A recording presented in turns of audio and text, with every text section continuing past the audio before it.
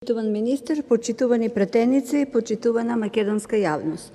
Пред нас е предлогот пред одлуката за одобрување на продолжување на рокот за постоење на кризна состојба на целата територија на Република Македонија заради недостиг на електрична енергија и состојбите на пазарите на електрична енергија. Цената на струјата на Хупекс, унгарска берза релевантна за формирање на цената кај нас, почнува да расте уште во април оваа година.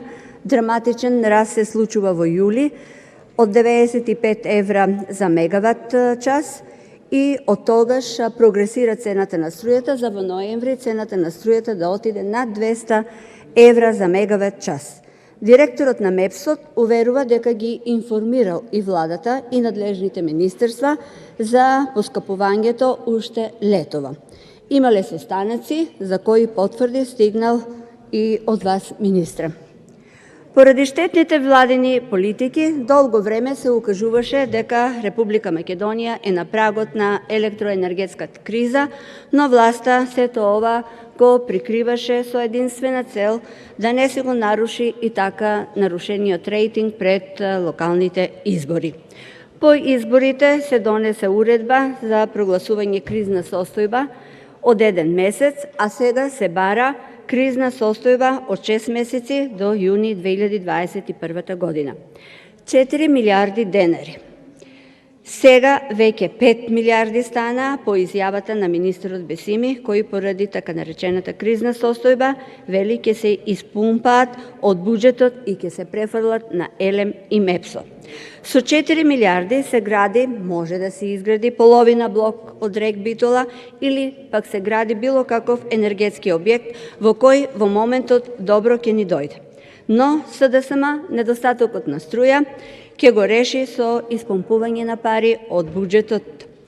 Партијските вработување во МЕПСО, кожните фотели ги плаќаме ние граѓаните. Камионите во РЕК Битола на фирми блиски на власта, кои овие 5 години вртаат низ комбинатот РЕК Битола, повторно ги плаќаме ние граѓаните.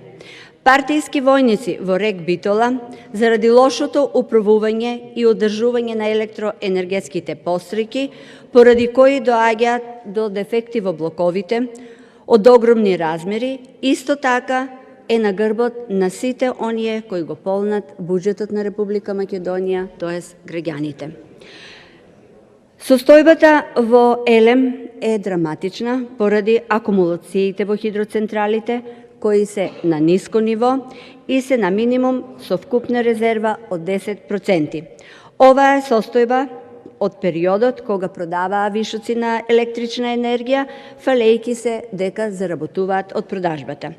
Се запали и трансформаторот на блок 3 во РЕК Битола, во блок 1 пукната цевка во котел, во блок 2 беше во ремонт. Со што РЕК Битола тој период беше надвор од погон, токму кога цената на струјата на берзите беа над 200 евра за мегават час.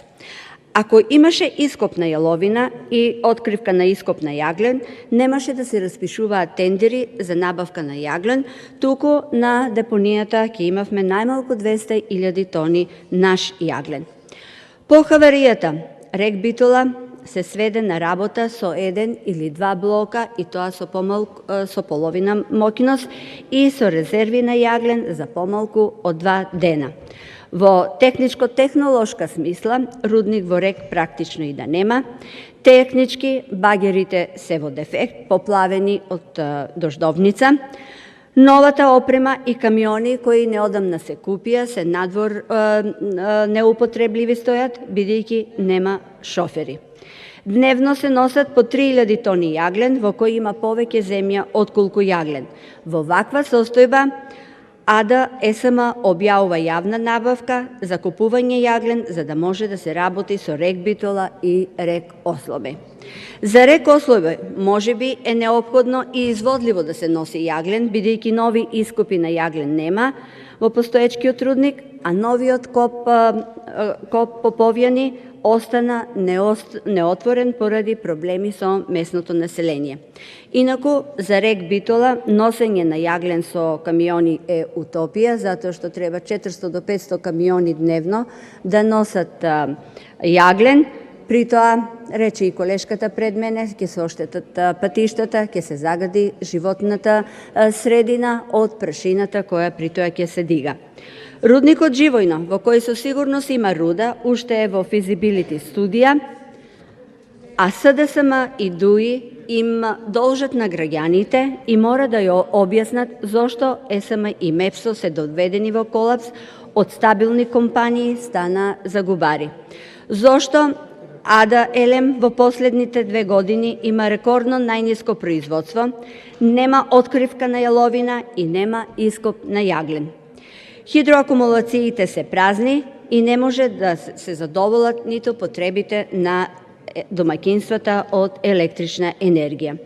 Елем е најголем загубар во Република Македонија. Во 2020 година беше во загуба 20 милиони евра, а уште 20 милиони евра загуба забележи во октомври оваа година.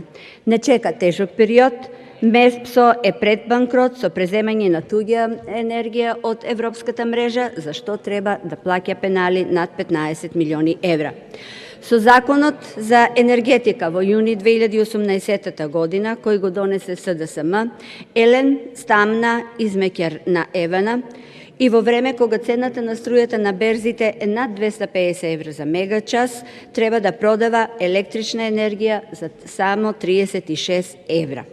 А производната цена на Елем е поголема од 50 евра за киловат час. Не е тешко да се заклучи каде ќе го води со оваа цена, каде ќе оди со оваа цена Елем. Во овие критични моменти најважно е да има нова откривка на јаглен во рек Битола, отстранување на дефектот на трансформаторот на блок 3, пуштање во погон на ТЕЦ Неготино, константно производство на ТЕЦ Осломеј без дефекти, со увезениот јаглен на тендерот. Во ваква реална ситуација, со производните капацитети, СДСМ начело со Заев и АДА СМ со Васко Ковачевски велат дека нема место за гриженост и се е под контрола. Може би мислат дека работата е во ред, затоа што го исполнија планот да ја уништат енергетиката во Република Македонија и ако останат уште некој ден на власт, ќе стават и остават страшни последици од нивното владење во Република